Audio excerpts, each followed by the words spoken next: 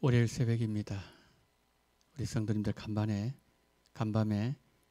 평안한 밤을 보내셨는지요? 오늘 이 새벽을 하나님의 말씀과 함께 시작하도록 하겠습니다. 우리 다 같이 사도신경으로 우리의 신앙을 고백하시겠습니다. 전능하사 천지를 만드신 하나님 아버지를 내가 믿사오며 그 외아들 우리 주 예수 그리스도를 믿사오니 이는 성령으로 잉태하사 동정녀 마리아에게 나시고 본디오 빌라도에게 고난을 받으사 십자가에 못 박혀 죽으시고 장사한 지 사흘 만에 죽은 자 가운데서 다시 살아나시며 하늘에 오르사 전능하신 하나님 우편에 앉아 계시다가 저리로서 산자와 죽은 자를 심판하러 오시리라. 성령을 믿사오며 그를 건공회와 성도가 서로 교통하는 것과 죄를 사하여 주시는 것과 몸이 다시 사는 것과 영원히 사는 것을 믿사옵나이다. 아멘. 우리 다 함께 찬송가 95장 나의 기쁨 나의 소망 되시며 찬송가 95장을 우리 함께 찬양하시도록 하겠습니다.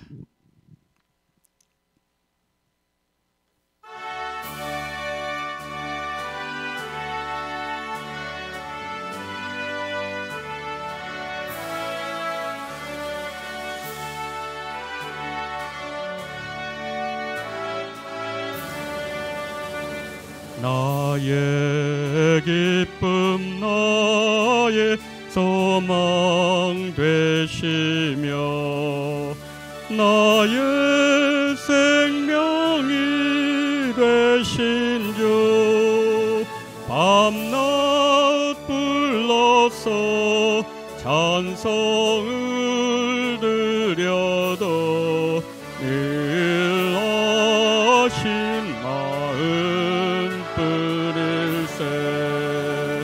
나의 사모하는 선한 목자는 어느 꽃다운 동산에 양의 무리와 늘 함께 가셔서 기쁨을 함께 하실까.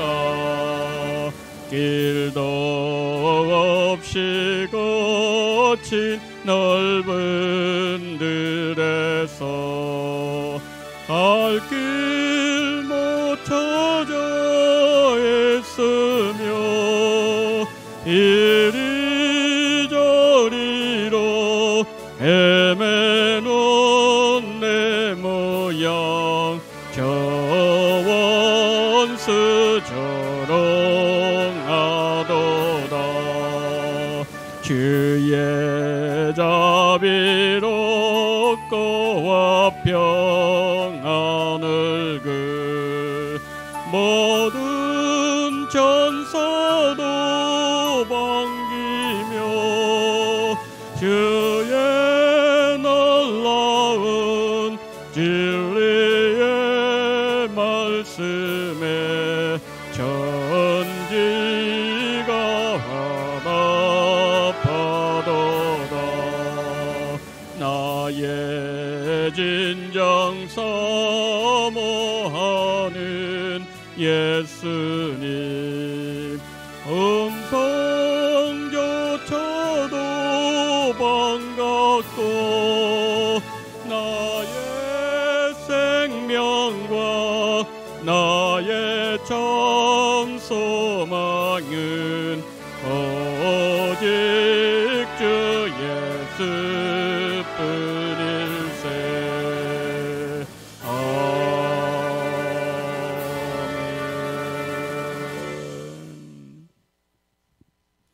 오늘 우리 주시는 하나님의 말씀은 출애굽기 4장을 봅니다. 출애굽기 4장 21절부터 23절까지 말씀을 제가 봉독합니다. 출애굽기 4장 1절로 23절 말씀입니다. 여호와께서 모세에게 이르시되 내가 애굽으로 돌아가거든 내가 내 손에 준 이적을 바로 앞에 다 행하라. 그러나 내가 그의 마음을 완악하게 한즉 그가 백성을 보내주지 아니하리니 너는 바로에게 이르기를 여호와의 말씀에 이스라엘은 내 아들 내 장자라. 내가 내게 이르기를 내 아들을 보내주 나를 섬기게 하라 해도 내가 보내주기를 거절하니 내가 내 아들 내 장자를 죽이리라 하셨다 하라 하시니라. 아멘. 모세가 행하는 표적과 이적이 바로에게 영향을 미치지 못할 것이라는 사실을 아신 하나님께서 모세에게 신경 쓰지 마라 그렇게 말씀하시면서 격려하시는 장면입니다. 하나님께서 모세에게 말씀하십니다. 너에게는 내가 너와 함께하는 가장 큰 표적이 있으니 너는 너의 길을 가기만 해라. 환경이 어떠함에 의해서 늘지 말고 나만 바라보면서 너가 해야 될 일만 하면 된다라고 말씀하시면서 하나님은 그 모세의 믿음을 더 견고하게 세우고 계십니다. 모세에게 하신 하나님의 말씀은 모세가 바로와 이스라엘 앞에서 이적을 행할 때 이스라엘 백성들은 믿을 것이지만 바로는 믿지 않을 것이다 라는 말씀이지요. 하나님께서 모세가 바로와 능력 대결을 할 때 하나님은 10가지 재앙을 내리셨습니다. 바로를 하나님께서 완전히 파괴시키시면서 그 10가지 재앙을 통해서 하나님만 참 신이심을 온 천하에 하나님은 보여주기를 원하신 것이죠. 여러분 요나를 보십시오. 요나가 타고 있던 배의 선장은 이방인이었습니다. 풍랑이 일어나서 배가 거의 깨어지는 상황이 되었을 때 선장과 선원들이 요나와 이야기하는 장면을 보면 그 배는 요나 외에 하나님을 섬기는 자가 없었다는 것을 알 수 있습니다. 여러분 선원들이 얼마나 배를 많이 탔던 경험이 많은 사람들 아니겠습니까? 지금까지 바다 경험을 두고서 볼 때 이 정도 풍랑 속으로 배가 들어가면 배가 깨지고 마는데 배가 파손하지 않는 것이 너무나도 신기하면서 자신들이 믿는 신들의 이름을 그들은 부르고 있었습니다. 그렇지만 풍랑은 잦아들지 않았습니다. 그 상황에서 요나의 말대로 요나를 바다에 던졌더니 바다가 잔잔해지는 기적이 일어났죠. 하나님께서 풍랑이 몰아치는 바다 한가운데서도 하나님은 하나님의 창조주 하나님 되심을 보여주셨다는 거죠. 오늘 본문의 모세 마찬가지입니다. 모세와 함께했던 가장 놀랍고도 큰 기적이 무엇이었겠습니까? 여러분 모세에게 나타난 수많은 기적들이 있지 않았습니까? 손이 그냥 문둥병이 생기고 지팡이가 뱀이 되고 물이 피가 되고 여러분 수많은 이적 가운데 가장 놀랍고 큰 기적은 무엇이었을까요? 창조주 하나님께서 모세와 함께 하시는 그것이 가장 큰 기적이라는 거죠. 모세와 함께 하신 하나님 우리와도 함께 하십니다. 하나님은 하나님의 특별한 사명을 맡겨준 사람들만 함께 하는 것이 아니라는 거죠. 하나님은 그들과 똑같이 우리도 사랑하십니다. 여러분 우리 가정에 자녀들을 한번 생각해 보십시오. 자녀가 10명이 있으면요. 얘를 다 부모는 똑같이 사랑하는 거죠. 마찬가지입니다. 하나님은 우리를 사랑하시고요. 우리를 붙잡고 계시고요. 그리고 우리를 함께 하십니다. 하나님 말씀합니다. 두려워하지 말고 놀라지도 말고 담대하라. 나의 능력의 오른손으로 너를 붙들리라. 나는 너의 하나님이라고 계속해서 하나님 우리에게 용기를 주시는 거죠. 사랑하는 여러분, 예수님 안에 승리가 있습니다. 말씀 대신 예수님을 더 강하게 붙잡으시고 우리와 함께 하시는 예수님을 믿음으로 승리하시고 예수님 이름으로 이기시기를 바랍니다. 우리 하나님은 모세에게 그렇게 말씀하시면서 22절에서 하나님은 모세가 건져내야 될 이스라엘 백성들이 누군지, 하나님은 그들을 어떻게 생각하시고 그들을 어떻게 바라보고 계시는지 모세에게 말씀하셨습니다. 여러분 22절 한번 보세요. 너는 바로에게 이르기를 여호와의 말씀에 이스라엘은 내 아들 내 장자라 그러셨습니다. 지금 하나님은 이스라엘 향해서 뭐라고 말씀하고 있습니까? 단순한 하나님의 자녀가 아니라, 단순한 내 아들이 아니라 나의 장자 아들이라고 말씀합니다. 여기는요 깊은 뜻이 들어있습니다. 성경은 예수님을 하나님의 맏아들로 말씀하고 있어요. 세 군데 말씀드립니다. 누가복음 2장 7절입니다. 첫 아들을 낳아 강보에 사여 구유에 누였으니. 로마서 8장 29절입니다. 그로 많은 형제 중에 맏아들이 되게 하셨으니. 히브리서 1장 6절 말씀입니다. 그가 맏아들을 이끌어 세상에 다시 들어오게 하실 때에 하나님의 모든 천사들은 그에게 경배할지니라. 여러분, 하나님은요 예수님 이 땅에 태어나게 하실 때부터 예수님 재림하실 때까지 예수님을 맏아들이라고 말씀하고 계십니다. 하나님께서 독생자 아들 예수님을 끔찍히도 귀하게 여기시고 아끼셨던 것처럼 하나님은 이스라엘 백성들 하나님 보시기에 너무 소중한 존재들이라는 말씀이죠. 그런데 그렇게 소중하게 귀하게 여기는 하나님의 장자 맏아들을 지금 억류하고 있는 거죠. 누가요? 바로가요. 보내기를 거부하는 거죠. 정상적인 아버지라면 어떻게 하겠습니까? 자기 아들이 장자가 누구에서 억류당하고 아버지를 찾고 있으면은 아버지는 달려가는 거죠. 그래서 하나님은 모세를 보내신 거죠. 장자를 억류하고 하나님의 장자 보내기를 거부하는 바로를 심판하시겠다는 거죠. 여러분, 하나님의 이 경고는 앞으로 일어날 바로의 장자를 죽이실 것을 미리 내다보시면서 하나님은 말씀하고 계신다는 거죠.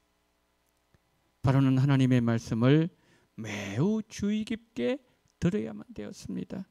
그러나 그가 하나님의 경고를 받아들이지 않았을 때에 재앙이 계속해서 두 번째, 세 번째, 네 번째 그 재앙이 더욱더 깊이가 있어지고 더 심해지게 되었고 마지막 재앙 때는 애굽의 모든 장자가 하루아침에 죽는 국가적인 재앙을 당해야만 했던 것이죠. 이런 바로가 하나님의 경고를 무시하고 듣지 않다가 자신의 장자가 죽는 재앙을 당했을 때 그 마음에 어떤 생각이 들었을까요? 그날에 여호와 하나님이 재앙을 선포하셨을 때 왜 내가 그때 듣지 않았을까? 장자를 잃은 바로가 그런 생각을 분명히 했을 것입니다. 여러분, 우리도 마찬가지입니다. 하나님의 말씀을 잘 들어야 될 책임이 우리에게 있습니다.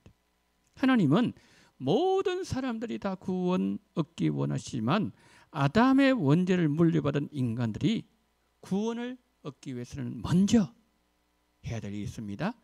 죄로부터 돌이켜야 한다는 거죠. 여러분, 예수님께서 공생의 사역 시작하셨을 첫 번째 메시지가 뭐죠? 회개하라, 천국이 가까웠느니라 라고 외치셨어요.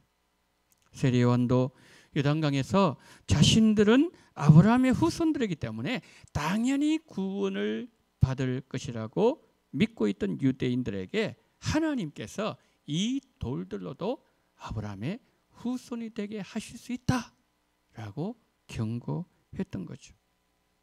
회개해야, 예수님을 믿어야 구원 받을 수 있다는 말입니다. 오순절 성령 받은 베드로, 예수님 이름으로 회개하면 하나님께서 성령을 선물로 주신다고 했습니다.